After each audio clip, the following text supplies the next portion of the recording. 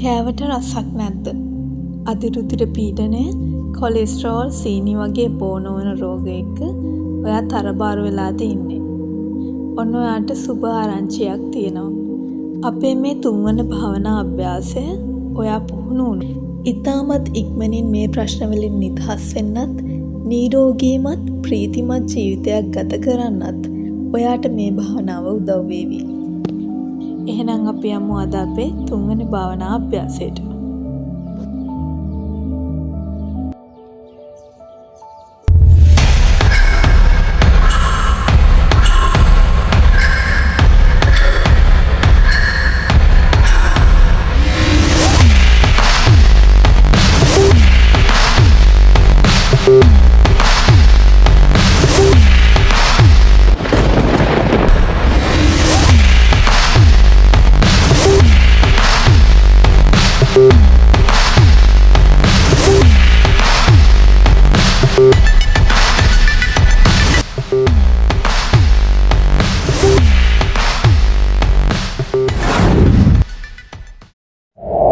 අපි දෙවන අභ්‍යාසයේදී හුරු වුණා කකුල එක තැන තියාගෙන කකුල් වලට අවධානය දීලා හිත හසුරවා ගන්නා ක්‍රමයක්.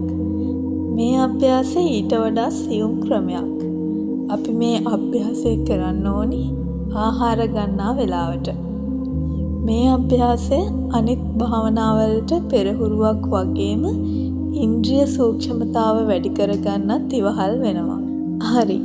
දැන් මම කියා දෙන්නම් කොහොමද මේ අභ්‍යාසය කරන්න ඕනි කියලා. සමහර විට ඔයාට මේක ආහාර වේල් 3ෙදිම කරන්න බැරි වෙන්න පුළුවන්. එක වෙලාවකදී හරි නිදහසේ මේ අභ්‍යාසය කරන්න.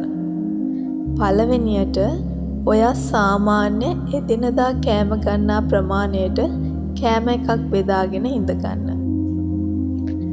දැන් ඔයා බත් කටක් අනලා කටේ තියාගත්තම ඔයා අවධානය දෙන්න ඕනි කෑම හපන එකට විතරයි. බත් කට වැඩිපුර වෙලාවක් හපන්න ඕනි. ඒකෙන් කියන්නේ අනවශ්‍ය විදිහට බත් කට කටේ තියාගෙන ඉන්නවා කියන එක නෙවෙයි.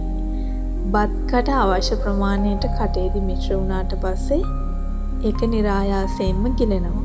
තව දෙයක් තියෙනවා. ඔයා ඒ බත් කට කන ගමන් ඊළඟ බත් කට අනන්න එපා. ඔයාගේ අත නිකම්ම පිඟානේ තියන් ඉන්න. බත් කට ගිලුණට පස්සේ තමයි ඔයා අනිත් බත් කට අනන්නේ.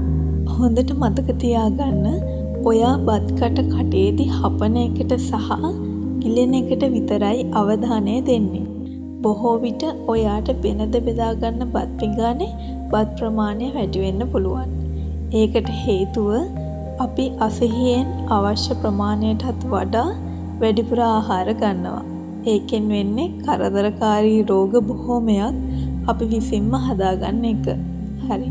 ප්‍රතිඵල අපි කියනවට වඩා අඛණ්ඩව ටික කාලයක් මේ අභ්‍යාසය කරගෙන ගිහිල්ලා ඔයාලම ප්‍රතිඵල කමෙන්ට් එකක් විදිහට අපිට කියන්න. එතකොට අපිට පුළුවන් සස්සේ අපේ මිතුරන් සමග ඒ දැනුම සහ ප්‍රතිඵල බෙදා ගන්න. හරි. එහෙනම් ගිහින් එන්නම් ඊළඟ අභ්‍යාසය සමගින් නැවතත් හමු වෙමු. එතෙක් ඔබට සුවදායී දිවියක්. ආයුබෝවන්.